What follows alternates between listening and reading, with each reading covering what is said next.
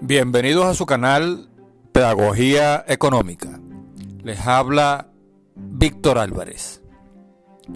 En este primer podcast del año vamos a compartir un balance económico del año 2021 y a presentar algunas perspectivas para el año 2022. 2021 fue el primer año sin contracción económica ni hiperinflación. Entre 2014 y 2021, el tamaño de la economía venezolana se redujo 80%. Es como si una persona que pesaba 100 kilos, la vemos 7 años después y apenas pesa 20 kilos. Eso fue lo que pasó con el Producto Interno Bruto venezolano. Quedó en el hueso al perder su masa muscular de inversionistas que se fueron, empresas que quebraron, obras interrumpidas, deterioro de la infraestructura y colapso de los servicios públicos. Finalmente, en 2021 se detuvo esta prolongada contracción y también concluyó la espiral inflacionaria que comenzó en noviembre de 2017. Por primera vez, desde 2013, los indicadores económicos registran un resultado positivo. El Producto Interno Bruto del sector privado, que representa más o menos el 60% de la economía venezolana, creció algo más de 3%, mientras que el sector público, que representa casi el 40% restante, se redujo más o menos un 5%. Datos del Observatorio Venezolano de Finanzas registraron un avance de 9.2% en el tercer trimestre de 2021. Esta mejoría en el desempeño económico venezolano se debe sobre todo a un cambio de las políticas económicas.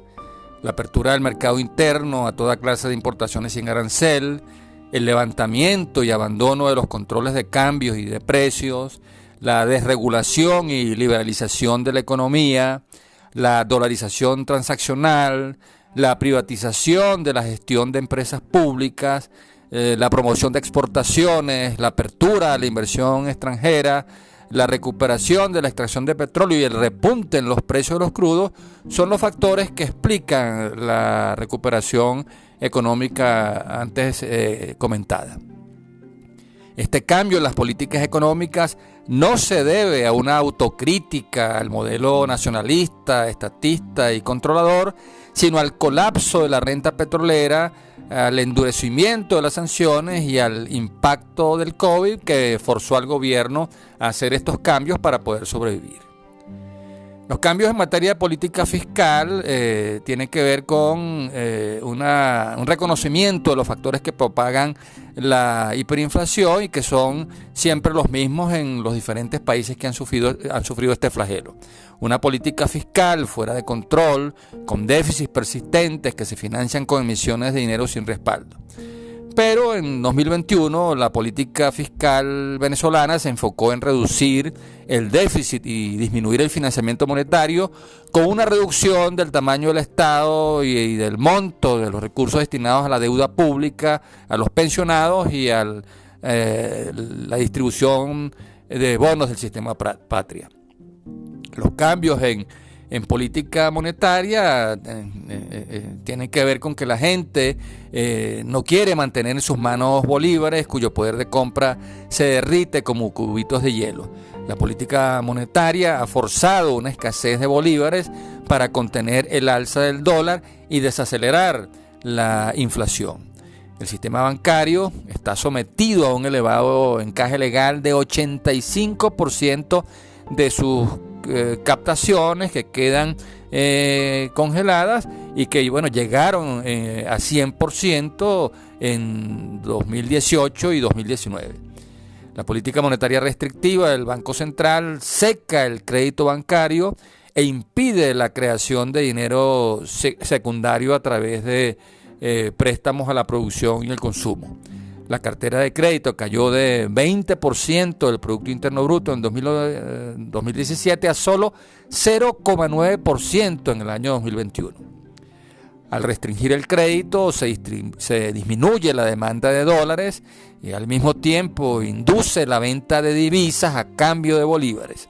Esta desmonetización aumenta con la propia dolarización que sustituye al bolívar como medio de pago. Esta política redujo el dinero en circulación, los bolívares en circulación, a un mínimo sin precedente de 3% del PIB, después de haber llegado a 62% en 2017 y 18% en 2018, catalizando o acelerando así la dolarización transaccional. En materia de política cambiaria, el menor circulante en bolívares ha contribuido a frenar el tipo de cambio. Las intervenciones del Banco Central en el mercado cambiario oficial también esterilizan bolívares. En 2021 se cuentan cerca de 60 intervenciones por montos entre 20 y 50 millones de dólares que el Banco Central inyectó al mercado cambiario para frenar el alza del dólar. Gracias a la recuperación de los ingresos petroleros, el Banco Central interviene en el mercado cambiario. Vende divisas a la banca, que ésta a su vez debe vender al mismo precio, sin margen para poder cubrir los costos operativos. Y si sobra algún monto de estas divisas, las debe revender al Banco Central de Venezuela. Esta intervención del Banco Central frena el alza del dólar y genera una apreciación real del bolívar que solo en el año 2021 fue de 20%, para una apreciación acumulada de 48% desde diciembre de 2018. Esta apreciación del bolívar abarata las importaciones sin arancel que compiten ventajosamente con la producción agrícola e industrial del país. En materia de la estrategia antiinflacionaria, como 2020 y 2021 fueron años de elecciones parlamentarias y de elecciones de gobernadores y alcaldes, para evitar el costo político electoral, el gobierno priorizó la disminución de la inflación a través de la siguiente estrategia: reducción del gasto público, una moderación en el financiamiento del déficit fiscal a través de emisiones de dinero sin respaldo, el endurecimiento del control de la oferta monetaria a través de un elevado encaje legal que dejó sin fondos a la banca nacional para crear dinero bancario y otorgar préstamos a la producción y el consumo, y las intervenciones del Banco Central en la compra y venta de divisas para frenar el alza del dólar paralelo.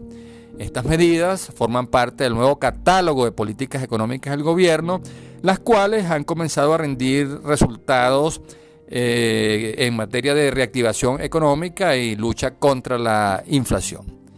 Se aprecian entonces un cambio de tendencias a la luz de estas modificaciones en la política económica. Luego de 7 años de prolongada contracción y 4 años de una voraz hiperinflación, los cambios en las políticas económicas muestran un impacto positivo que se expresa en un cambio de tendencia en los indicadores que tienen que ver con la actividad económica, que ha comenzado a dar síntomas de recuperación, y en la lucha contra la hiperinflación, toda vez que la tasa, el índice de precios al consumidor ha venido colocándose por debajo del 50% en los últimos 12 meses. La caída del Producto Interno Bruto tocó fondo. La apertura comercial a las importaciones y el ambiente de libre mercado estimulan el emprendimiento y han servido para revitalizar la actividad económica en los sectores del comercio y los servicios. En Venezuela, la población económicamente activa produce poco, sus remuneraciones son bajas y su consumo es de subsistencia. Sin embargo, en 2021 se registró un aumento del consumo en aquellos estratos de la población que tienen acceso a divisas. A esta recuperación del consumo hay que complementarla con una reactivación de la producción. Pero restringir la creación de dinero bancario a través del crédito destinado a la producción y el consumo entorpece este objetivo. Es necesario abandonar la política monetaria restrictiva que impone altas tasas de encaje legal y deja sin liquidez a la banca para poder financiar la producción y el consumo. Reactivar la intermediación financiera es clave para reactivar la producción, recuperar el ingreso de los trabajadores y aumentar la demanda que estimule la producción. En 2021 Venezuela también salió de la hiperinflación. Como se sabe, según la definición más aceptada, un episodio de hiperinflación comienza cuando el aumento de los precios supera el 50% mensual y termina cuando cae por debajo de ese nivel, al menos durante un año, al menos durante 12 meses seguidos con inflación menor del 50%. Con una cifra de inflación en diciembre por debajo del 10%, ya se suman 12 meses por debajo del 50%. La inflación de 2021 se ubica en torno a 520%, bastante baja en comparación con la de 2020, que fue de 2.500%, 10.000% en 2019 y más de 200.000% en 2018. Sin lugar a dudas, 2021 será el año con la menor inflación desde 2016. En relación con las perspectivas económicas para el 2020, vamos a tener una recuperación económica, pero todavía con altos precios. Hasta ahora, la reactivación y desaceleración inflacionaria son el resultado del abandono de los controles y la desmonetización, más que de un programa de estabilización económica bien pensado y ejecutado. Para profundizar estas tendencias positivas, queda pendiente el diseño y ejecución de un programa de estabilización macroeconómica y recuperación de la producción y el consumo, con las medidas correctas, aplicadas en un orden lógico y a la velocidad adecuada. En 2022 es muy probable que la economía crezca por encima del 5%. Para este año, la CEPAL proyecta para Venezuela un crecimiento económico que puede llegar al 4%. Es su primera estimación positiva desde 2013, cuando el PIB venezolano creció 1%. Ecoanalítica estima un crecimiento económico en torno al 6.9% y una inflación de 3 cifras bajas, que en todo caso será menor a 500%. En promedio, los pronósticos económicos de diferentes casas de inversión, firmas consultoras y analistas coinciden en que la economía venezolana crecerá en torno al 5%, con una inflación que tenderá al 100% anual. La recuperación económica tiene a favor el aumento de los precios del petróleo, cuestión que permitirá al Banco Central mantener una activa intervención cambiaria. La tasa de cambio seguirá frenada por las ventas controladas de divisas del Banco Central y una política monetaria restrictiva. La inflación tenderá a 100%, y en 2022 y después de 2 reconversiones monetarias, Venezuela ya no estará en situación de hiperinflación. Sin embargo, la inflación seguirá siendo alta, con su inevitable impacto sobre el poder adquisitivo de los hogares. Para sincronizar una recuperación más vigorosa con una mayor desaceleración de la inflación, es necesario recuperar la confianza en los inversionistas. Un proceso de crecimiento económico sin inflación requiere restaurar los equilibrios macroeconómicos y una eficaz coordinación entre la política fiscal, monetaria y cambiaria. En relación con la apertura a la inversión privada, esta requiere un ambiente estable en el que se pueda planificar a mediano y largo plazo. Identificamos 5 claves para intensificar la reactivación económica y la desaceleración. Estas son, la restauración de los equilibrios macroeconómicos, las reformas institucionales que tienen que ver con el respeto a la propiedad y la seguridad jurídica, la apertura a la inversión privada nacional y extranjera en el sector petrolero, el diálogo político entre el gobierno y diferentes bloques de la oposición y el levantamiento de las sanciones financieras y comerciales. Debido al reducido tamaño de la banca nacional, es muy importante considerar la viabilidad y conveniencia de la apertura del sector financiero nacional a la inversión extranjera. Las inversiones productivas requieren financiamiento nacional e internacional, bien sea a través de la repatriación de capitales o la apertura a la inversión extranjera. Esto va a requerir la apertura y desregulación del sector bancario y financiero para facilitar la intermediación bancaria, aumentar la oferta privada de divisas y aumentar su velocidad de circulación entre inversionistas, productores y consumidores. También es importante iniciar el proceso de apertura del sector petrolero. En la publicación de PDVSA de febrero del año pasado, que tiene como título Oportunidades de inversión en la industria petrolera venezolana, se anuncia la modalidad de acuerdos de servicios de producción, identificados con las siglas de ASP, por un monto que supera los 77 mil millones de dólares, que serían destinados a repotenciar la infraestructura de la industria petrolera.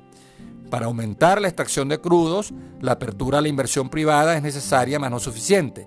Ninguna transnacional petrolera invertirá en Venezuela si corre el riesgo de ser sancionada por Estados Unidos.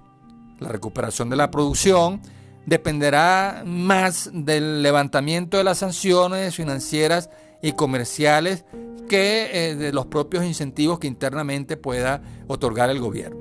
PDVSA necesita financiamiento para repotenciar sus capacidades de extracción y también necesita poder colocar sus exportaciones en los mercados estadounidenses y europeos.